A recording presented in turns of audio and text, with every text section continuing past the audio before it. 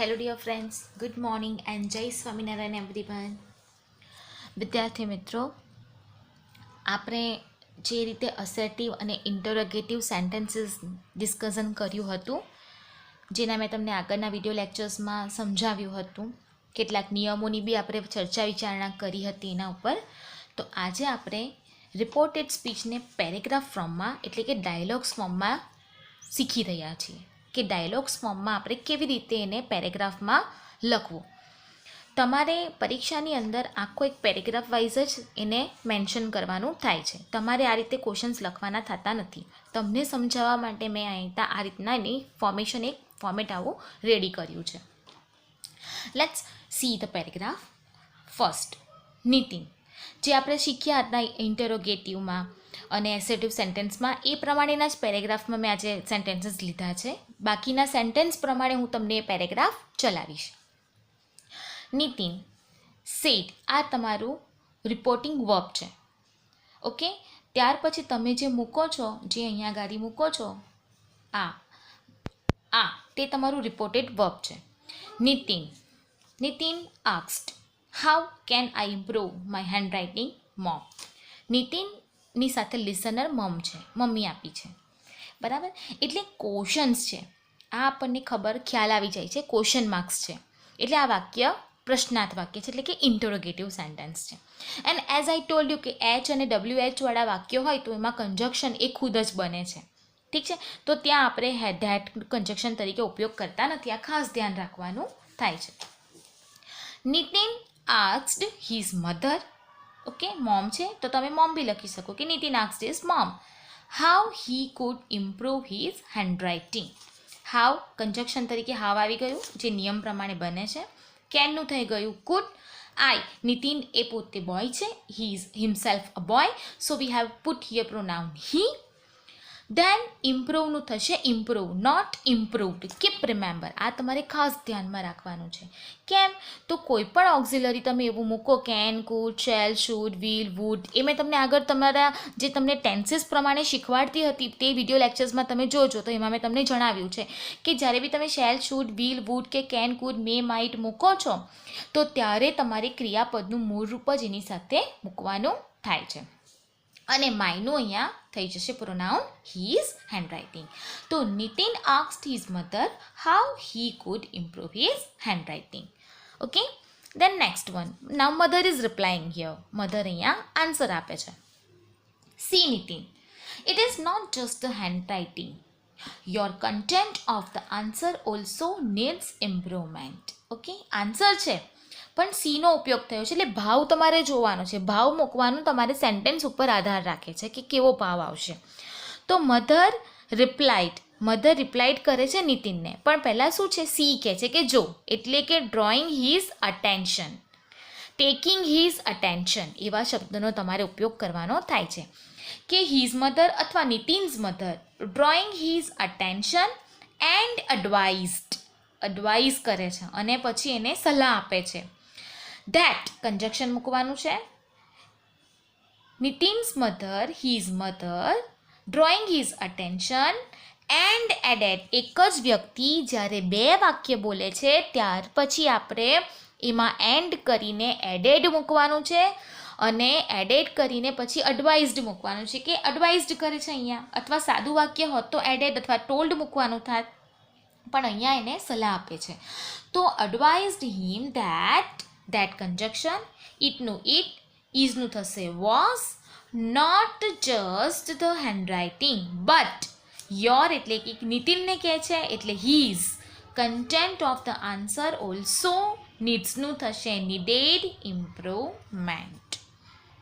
Okay, see very carefully and only 2 paragraph I am sending. Just you have to listen the dialogues and you have to listen the video very carefully.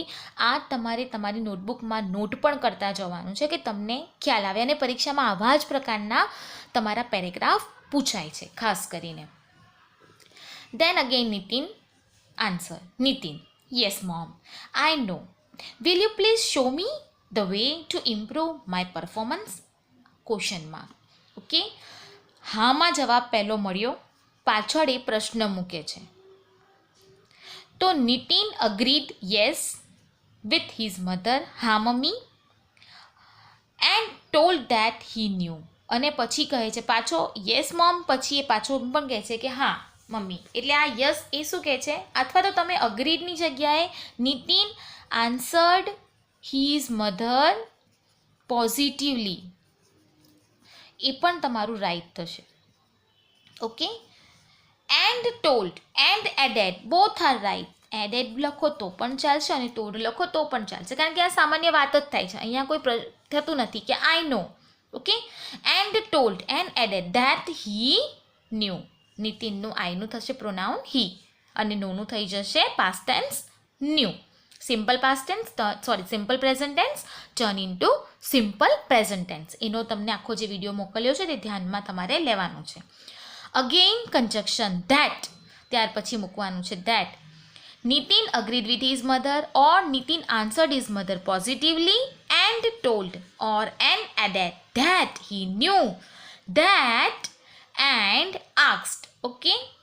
અહીંયા ગાડી આઈ નો this એમ હોય, હવે તમે અહીંયા ધીઝનું તમારે અહીંયા that કરવાનું છે.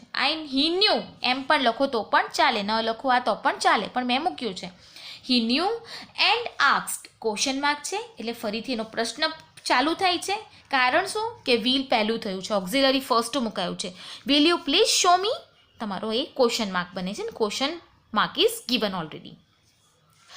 એન્ડ હી આસ્ક્ડ પોલાઇટલી, પ્લીઝનો ઉપયોગ થયો છે. ઓકે. એટલે અહીંયા કેવો પ્રશ્ન પૂછાયો છે, હમ્બલ પૂર્વક પૂછાયો છે, પોલાઇટલી પૂછાયો છે. If she would show him the way to improve his performance. if conjunction મૂક્યું કારણ કે will આવ્યું છે. do, does વગેરે જેવું હોય તો આપણે if કે વેધરનો ઉપયોગ કરીએ છીએ. if she would show, would પછી ક્રિયાપદનું મૂળ રૂપ, him the way to improve his performance. Okay. આ તમારું 3 ડાયલોગ્સ કમ્પ્લીટ કર્યા.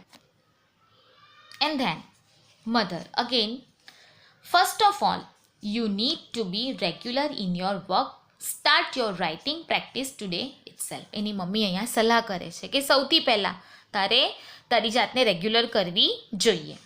તો મધર એડવાઇઝડ હિમ અથવા તો mother advised Nitin, conjunction that.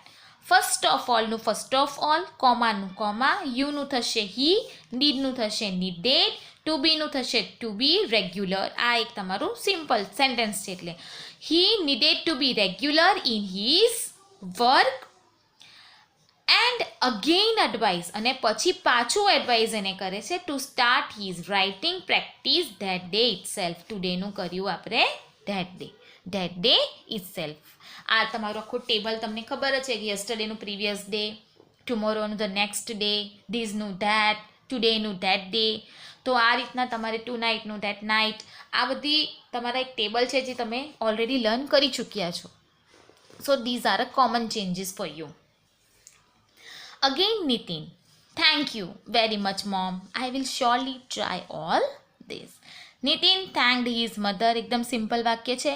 Very much and added, અને પછી કહે છે he would surely try all ધીઝનું ધેટ. આટલો તમારો એક પેરેગ્રાફ કમ્પ્લીટ. વિદ્યાર્થી મિત્રો, એવા જ પ્રકારનો આપણે બીજો એક પેરેગ્રાફ લીધો છે. That is discussion between the teacher and the students. The teacher, do you like this paper style? Interrogative sentence, પ્રશ્ન વાક્ય થયું. The teacher asked the students do if they liked that paper style, ધીઝનું that, paper સ્ટાઇલનું paper style, અને લાઇકનું થયું liked. Conjunction that મૂકવાની જરૂર નથી because we have taken here if. The students, yes we like it. સ્ટુડન્ટ્સનો જવાબ કેવો છે? પોઝિટિવ છે. તો the students replied positively and added, અથવા તો and told the teacher that they liked it. અને શિક્ષકને કહ્યું કે હા અમને તે ગમે છે. That conjunction be kept here, અહીંયા આપણે રાખ્યું છે. Again the teacher, start your preparation to score your good marks, your exam is near. See, તમારે એક વસ્તુ ખાસ ધ્યાન રાખવાની છે કે when you read the sentence તો ભાવ એ તમારે જાતે સમજી જવાનો છે. એ સમજવાનો ભાવ છે. સ્ટાર્ટ યોર પ્રેપરેશન, તમારી તૈયારી શરૂ કરી દો. તો ઇટ ઇઝ સજેશન, એડવાઇસ છે. આપણને ખબર છે કે ભાઈ સલાહ જ આપે છે શિક્ષક, મમ્મી, ગુરુ હોય તો આપણને સલાહ જ આપે કે સ્ટાર્ટ યોર પ્રેપરેશન, સલાહ છે. ગો ટેક ઇટ, તો એ ઓર્ડર છે. તો એવા ભાવ તમારે સમજવા પડે. તો here the teacher advice to the students that they started preparation to score their good and told good marks. Sorry, I kept you. Score their good marks and again told that their exam was near. Okay? કોઈ changes વધારે થતા નથી, આપણને સામાન્ય changes કરવાના છે. Then the students answered, sure ma'am, we shall follow your advice. Positive answer છે, agreed થાય છે. The students gave surety or the students agreed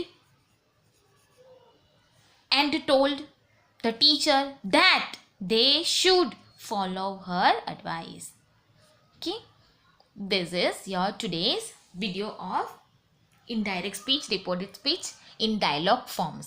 This you have to write down in your notebook. I will check it. હું આ બધું check કરીશ અને તમારી પરીક્ષામાં આવું જ પૂછાવાના છે, આવા જ paragraph. In the next video lecture I will send with another reported speech with new sentences. Okay, bye bye, see you.